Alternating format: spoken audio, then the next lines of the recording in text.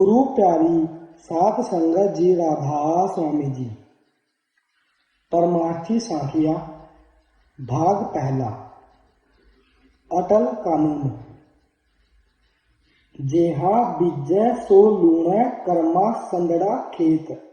रामायण में आता है कि बाली ने तपस्या करके वर लिया था कि जो भी लड़ने के लिए उसके सामने आए उसका आधा बल बाली में आ जाए। इसी कारण जब भी सुग्रीव उससे लड़ाई करने जाता पराजित होकर लौटता। इसी तरह बाली की शक्ति हमेशा बढ़ जाती जबकि उसके दुश्मन की ताकत अक्षीण हो जाती। रामचंद्र जी महाराज को इस भेद का पता था। जब सुग्रीव बाली के खिलाफ मदद लेने उनके पास आया तो अपना बल सुरक्षित रखने के लिए उन्होंने पेड़ों की ओट में खड़े होकर बाली पर तीर चलाया और उसे मार डाला। मरते समय बाली ने रामचंद्र जी महाराज से कहा, मैं बेकसूर था, मैंने आपका कुछ नहीं बिगाड़ा था, अब इसका हिसाब आपको अगले जन्म में देना पड़ेगा। सो अगले जन्म में रामचंद्र जी कृष्ण महाराज बने और बाली भील बना।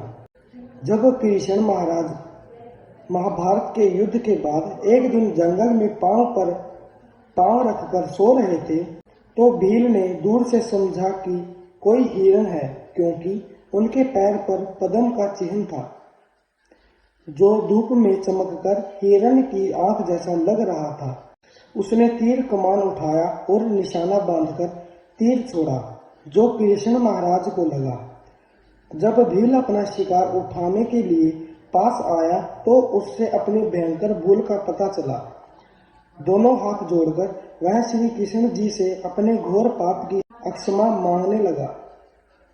उस समय कृष्ण महाराज ने उससे पिछले जन्म की घटना सुनाई और उसे समझाया कि इसमें उसका कोई दोष नहीं था, यह तो होना ही था, उन्हें अपने कर्मों का कर्जा चुकाना ही था।